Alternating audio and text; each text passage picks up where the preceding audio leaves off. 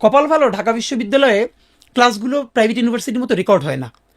আপনি ধরেন, আমি তো এটা যদি কোনো দিন সম্ভব হয় যে প্রাইভেট ইউনিভার্সিটিতে ভাই আপনি জানেন নিশ্চয়ই যে পুরো ক্লাসটা রেকর্ডে থাকে, কারণ স্টুডেন্টরা পরে যাতে শুনতে পারে, অথরিটিও শোনে, এবং তারপর আবার তারা মার্কিং করে যে এই ম্যাটেরিয়ালের সাথে টিচার কতটুকুন ছিল নাকি এর বাইরে ছিল, প্রাসঙ্গিক ছিল কিনা। ঢাকা ইউনিভার্সিটির টিচারদের যদি অনলাইন ক্লাস মানে ক্লাসগুলো রেকর্ড রাখা হয়, শুধু আপনি শুধু ধরে রাখেন যে 80% টিচার হয়তো চাকরিই করবে না বা চাকরি ছেড়ে দিবে, তাদের চাকরি থাকবে না।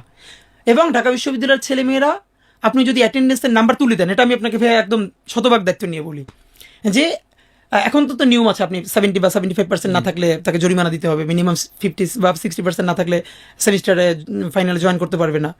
তো আছে না, বিশ্ববিদ্যালয়ে জ্ঞান চর্চা করতে যাওয়া, আপনি অ্যাটেন্ডেন্সের বাধ্যবাধকতা তুলে দেন, এরপরে যদি আপনি 10 বা 20% স্টুডেন্টও স্পন্টেনিয়াসলি একটা ক্লাসে যায়, তাহলে আমি আর জীবনে কথা বলবো না।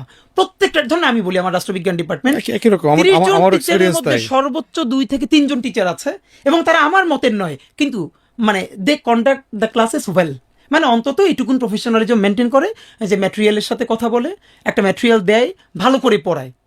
তো এইটা আপনি পাবেন প্রত্যেকটা ডিপার্টমেন্টে সর্বোচ্চ 10% টিচার। এর মানে আপনি কয়জন, 10 জনের মধ্যে আপনি 1-2 জন পাবেন। তো এই জন্য হলো আমাদের এখন যেটা দরকার।